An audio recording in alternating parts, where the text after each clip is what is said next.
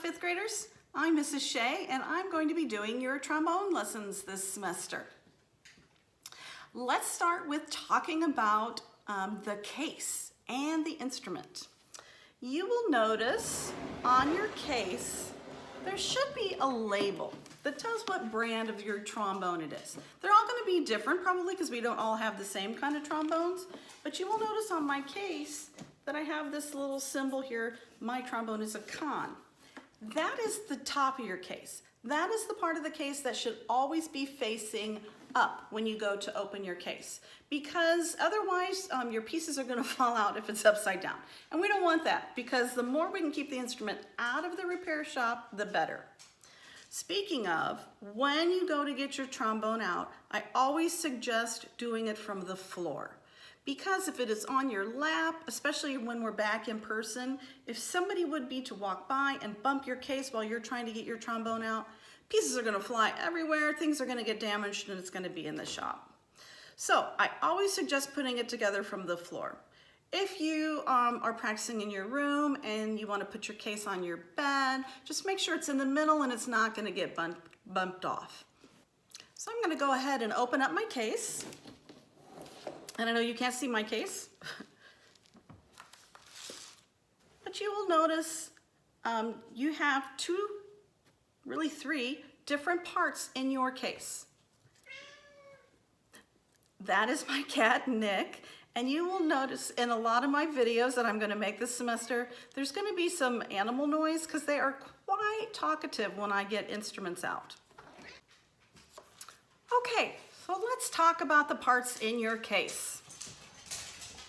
You first have a mouthpiece. You have the main body of your trombone. And then you will also have your slide. Now, notice that your instrument goes in a case a specific way. It's like a puzzle. So however the piece came out of the case is how the piece has to go back into the case.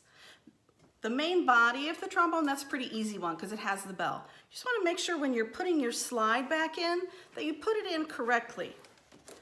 On most of the cases, your water valve, which is this guy down at the bottom, is going to be either up this way or up this way because we don't want any pressure on him, okay?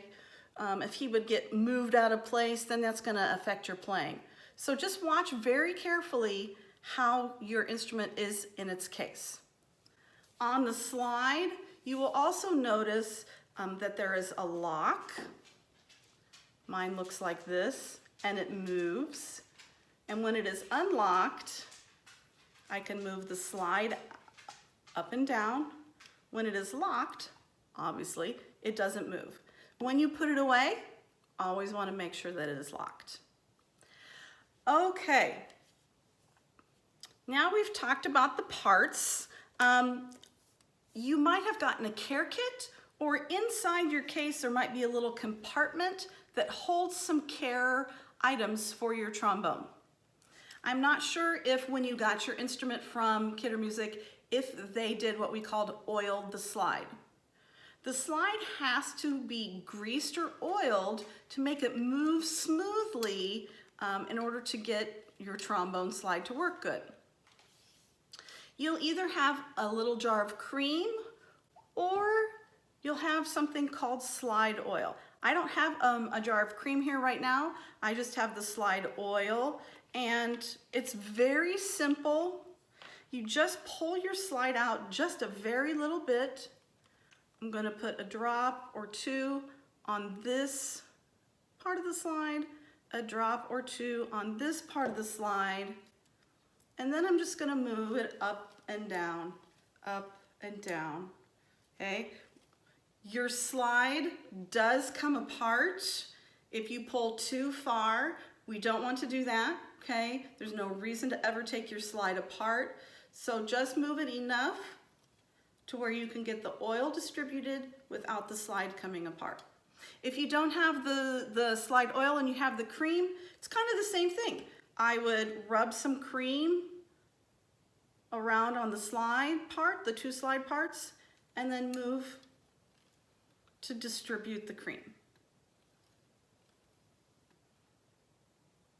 Okay, now would be a good time to pause the video and make sure that your slide is greased with either the grease cream or the slide oil.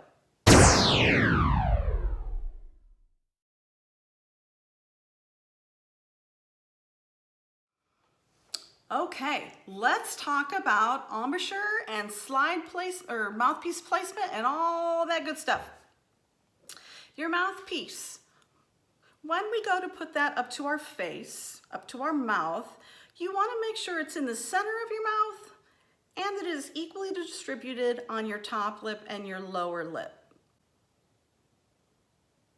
If I was just to blow air into this mouthpiece, it wouldn't make any sound. And I think that maybe we talked about that in our little introductory videos that we sent. Unlike the clarinet and the flute that you can just blow into and a sound will come out, on the mouthpiece, not so much. Yeah. We have to do something that we call buzzing. We've got to get our lips to vibrate with air moving over them to make a noise. Now, we think 3 letters to do this. We think the letter I, we think the letter M, and we think the letter P. And here's why.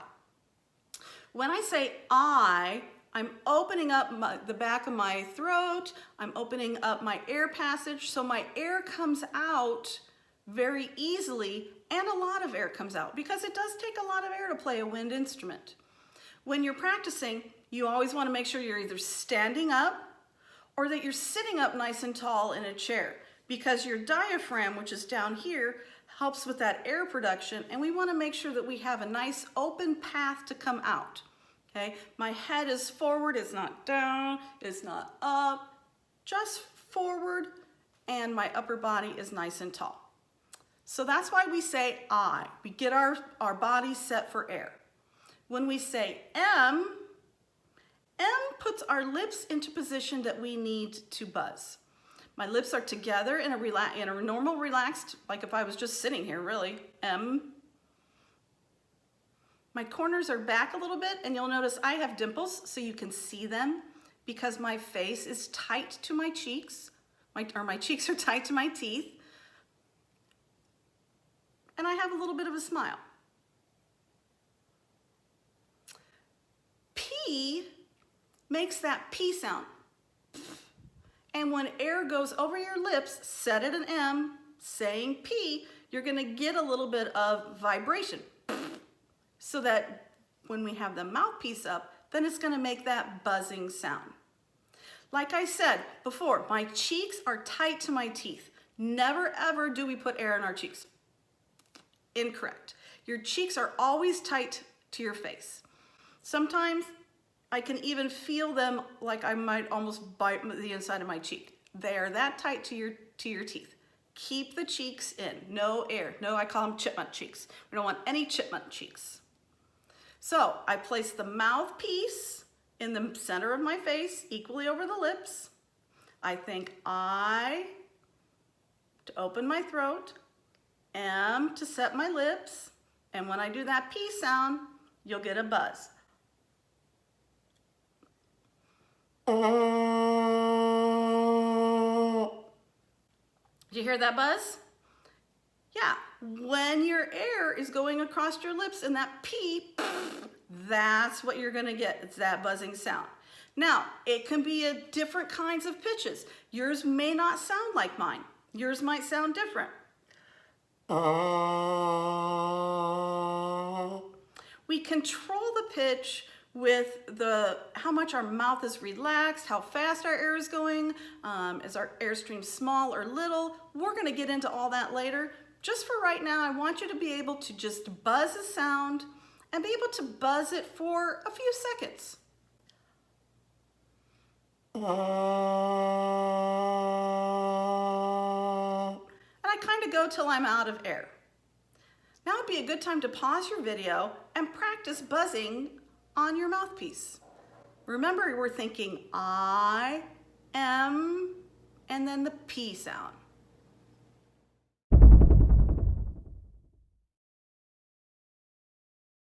Okay, how did we do? When we're first starting an instrument, the majority of your practice time this week and next week needs to be just buzzing on the mouthpiece. Your face muscles need to be trained, and it's your face muscles really that are going to make the different pitches. Anybody can pick up a slide and move a slide. You know, I could probably train my dog to do that. It is what happens up here that's going to make sure that you are playing correctly and able to get all the pitches out correctly. So a majority of your practice time with your mouthpiece, and I always say in the mirror. Go in the bathroom where there's a nice big mirror so you can see, is it in the center of my face? Do I have a good M smile face? Do I have no air in my cheeks when I'm buzzing? Those are the things that you want to be looking at. Can I buzz different kinds of pitches? It's going to be the next thing we're going to talk about. If we're more relaxed, we're going to get a lower sound. If we're a little bit firmer, we're going to get a higher sound. And eventually, you'll be able to make a siren sound.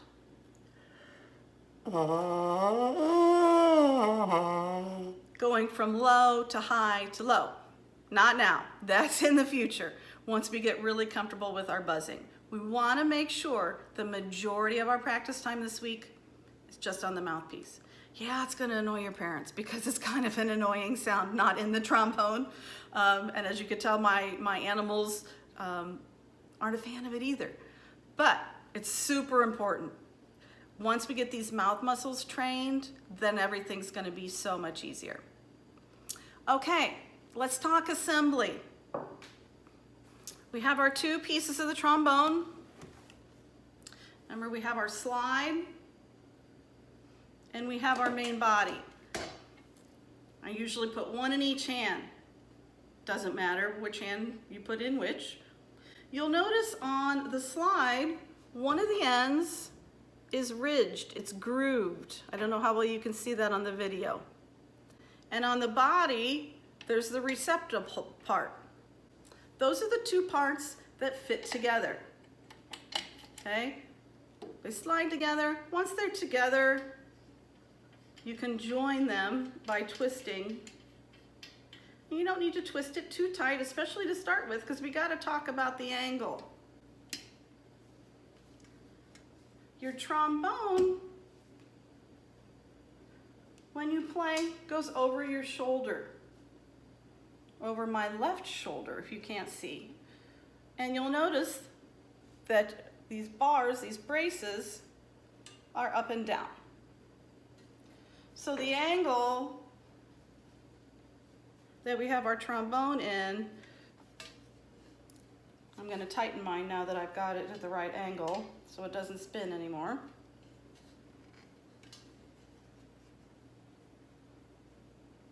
I don't know how well you can see that. Let's first talk about your right hand. Your right hand is the one that's going to maneuver the slide. You'll see that there's a brace in the slide, and that brace is held with 2 fingers and a thumb. And if I make a backwards L like this, and I just grab my slide with those 2 fingers and my thumb.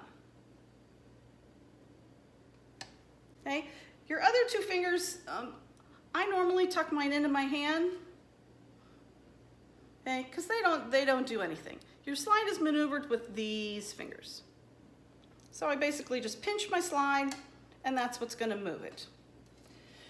Your left hand, I hope you know your rights and your lefts. Hold it up, it's an L. You're actually going to make an L. And the part where your L goes from this way to this way, I'm going to call that the crook. The crook goes on the brace. Okay? And my pointer finger of my L goes right up here where the mouthpiece is gonna be.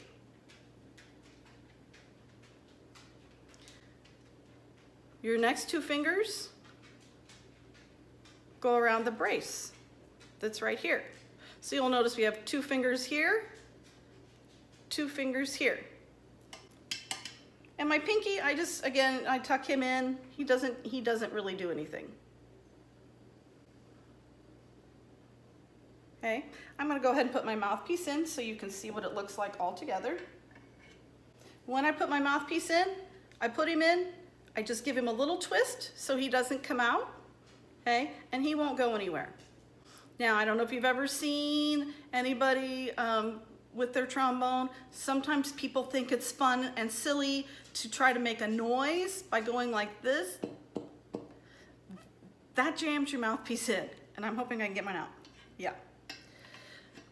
That, yeah, makes a funny sound, but it also has a big pressure, and it causes the mouthpiece to stick. Then your instrument's gonna have to go in the shop, then you're gonna lose time practicing, then we're gonna be behind. No reason to do that. The only thing you need to do to get your mouthpiece to stay in is give it just a little bit of a twist. Okay, so I've made my L. I put the crook of my L in the brace. My pointer finger's up here by the mouthpiece. My two fingers are wrapped around, my pinky's tucked in. My two fingers over here are holding the brace. My thumb is holding the brace. Okay? Now might be a good time to pause the video and see if you can get your instrument held correctly.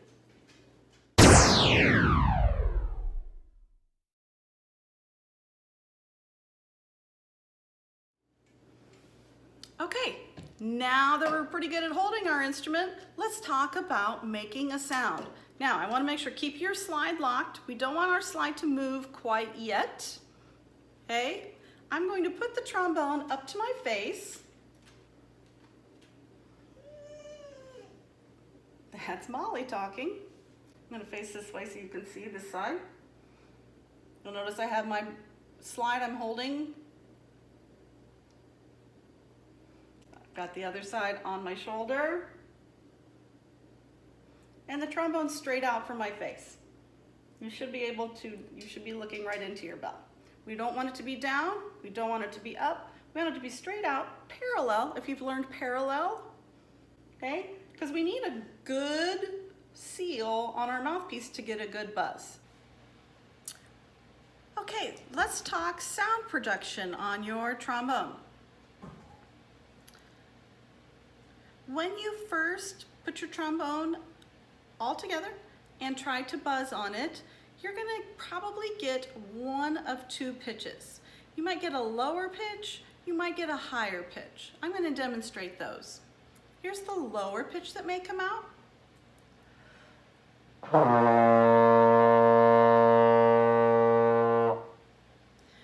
You should notice my cheeks are still tight to my face. I have a good M, and I'm using my P sound. If your face is a little firmer, you might get a higher pitch.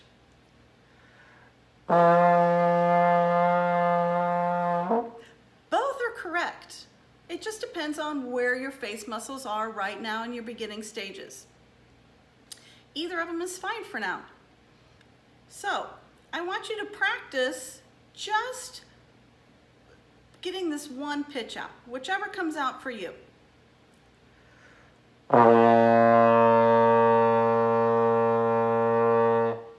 Or